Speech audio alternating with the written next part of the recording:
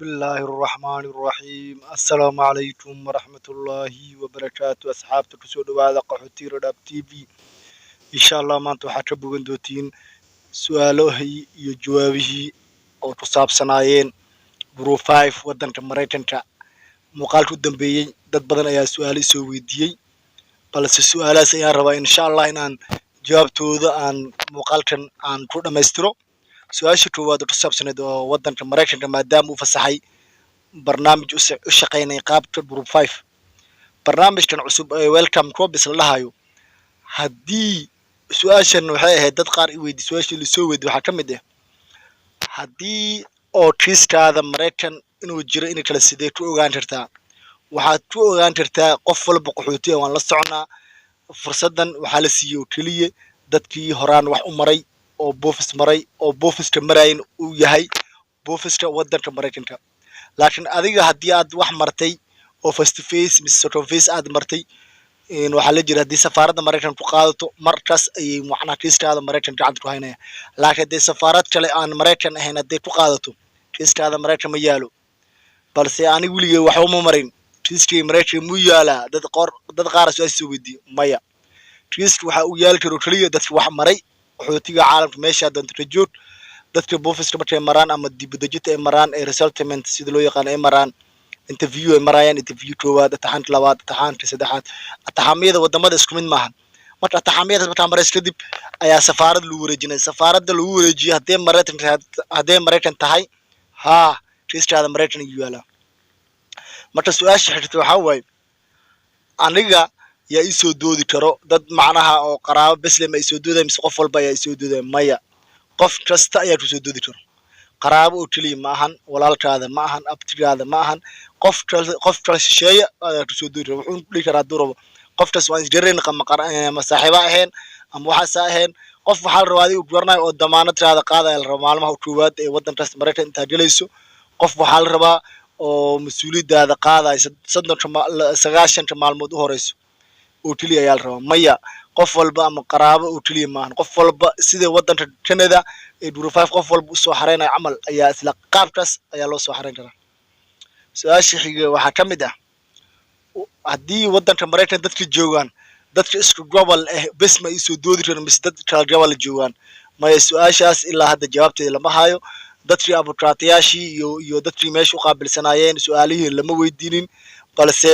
maskaxiyan ahna haddii aan ka jawaabno qaabkii wadanka Canada haddii aan fiir Group 5 koodi waxaa kaliya soo doodi jireen dadka isku magaalo joogo bes dad laakiin kala magaalo joogo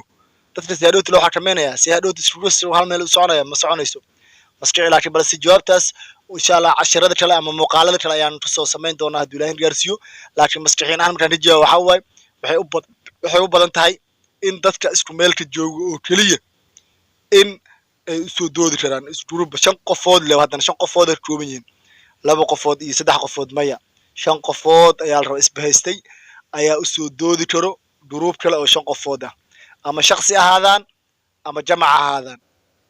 su-aasha kale la soo weydiiyay waxaa ka mid ah su-aasha afaraad dadka qaar ayaa su-aal kaftan soo weydiinaya oo dhahayeen barnaamijkan wuxuu wadanka Mareykanka soo saaray dhaqaalihiisa hoos u dhacay barnaamijku fududeynaya macna dadkii wax maray bes ayuu rabaa dadkii wax maray ayaa inta soo kumanaan kun ah oo caalamka dacaladeeda joogaan oo qaxooti ah oo kiiskooda gacanta ku hay kuwaas loo nadiifinayo miya may ra'yigaadan muxumo laakiin balse marka la fiiriyo wadanka Mareykanka markuu wax qaaday markii shakhsi qaaday shaqada kala fududaanaysa shakhsi waxa markuu qof ku qaado xad joogo waxa la jiray case waata shaqadu qaban lahay oo meel ku biiru soo raadan lahay iyo meel uu geel lahay waxaas oo dhan dadka ayaa ku qabanayaan marka si haddii loo fiiriyo wadanka Mareykanka wuu fiican yahay dhaqaale ahaan way u fiican tahay waqti badan kama dhumaayo dad badan ayaa la qaadi karaa marka dadka la qaaday cadada inta lanta marka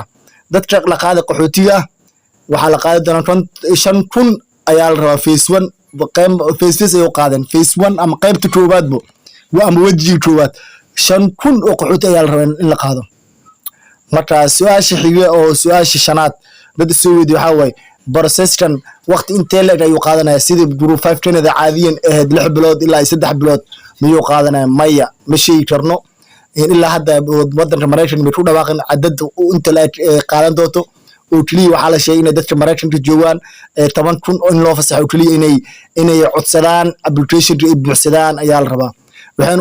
loo codsan karaa oo keliya 5,000 oo qaxooti ayaa la rabaa in lagu qaado